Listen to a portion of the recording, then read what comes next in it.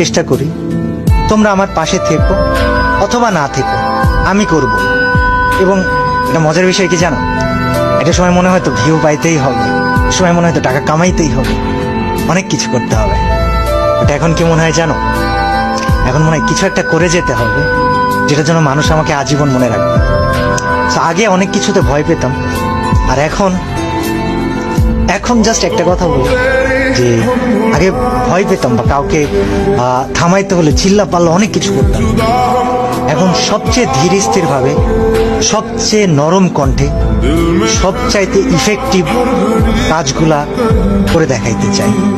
আমার জন্য দোয়া করো, আমার সাথে থাইকো।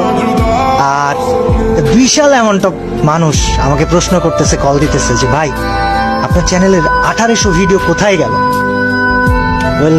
কোথায় গেল কি হলো তোমাদেরকে বলবো না, তবে বিষয় হচ্ছে যে একটা পরিকল্পনা ছিল, আছে। আমার জন্য দোয়া করো যেন আমি পরিকল্পনাটা বাস্তবায়ন করতে পারি এবং তোমরা আমাকে মনে রেখো আজীবন। আমি তোমাদেরকে আসলে অনেক ভালোবাসি, কিন্তু তোমাদের থেকে বেশি ভালোবাসি আমি আল্লাহকে।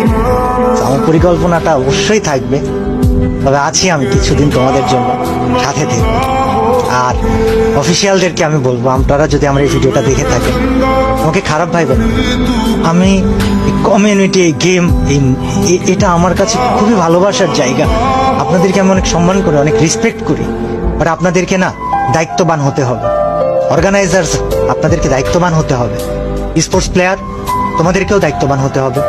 এবং আমি নেতা হতে আসিনি, কিন্তু আমি সবাইকে সাথে নিয়ে পরিবর্তন করে যাব ইনশাআল্লাহ।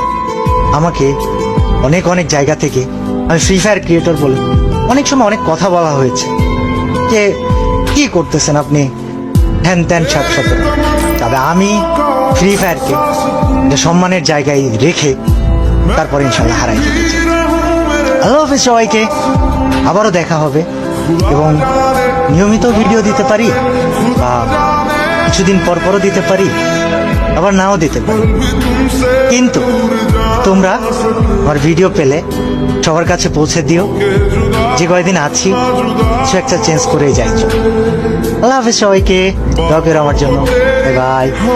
আমি তোমাদের সবাইকে আসলে অনেক ভালোবাসি।